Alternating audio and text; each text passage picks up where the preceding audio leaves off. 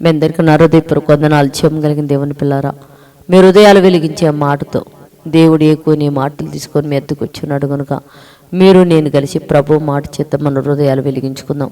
రాత్రి కాలం నుంచి మిమ్మల్ని, మీ కుటుంబాన్ని, మమ్మల్ని, సంఘాన్ని, భూమి మీద ఉన్న ప్రతి బిడ్డని జ్ఞాపకం చేసుకొని ఊపిరిని జీవాన్ని దయచేసిన దేవుడికి మన ప్రభు అయిన యేసుక్రీస్తు వారి నామములో శిరస్సు వంచి వందనాలు తెలియచేసుకుంటూ ఈరోజు దేవుడే మాటల చేత అయితే మన హృదయాలు వెలిగించాలనుకున్నాడు.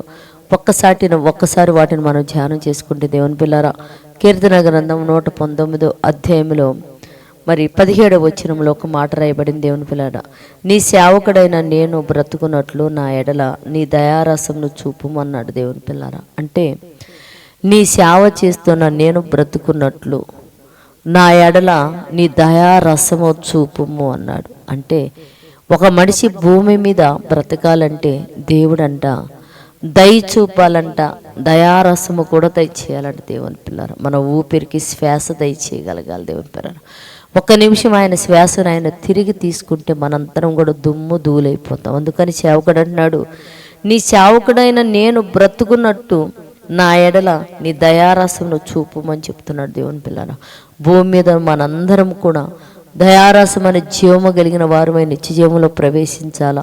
ఇదిగో దుమ్ముగా ధూళిగా అగ్నికి వెళ్ళే వారుగా ఉండకుండా ఉండినట్లు ప్రార్థన చేద్దాం. పరిశుద్ధుడా, కృప కలిగిన నా తండ్రి, నీ సేవకులమైన మేము భూమి మీద బ్రతుకుతున్నాము నైనా.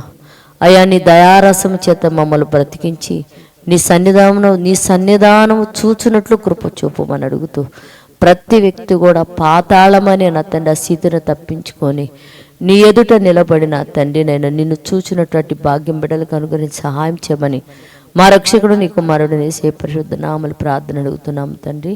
ఆమేన్.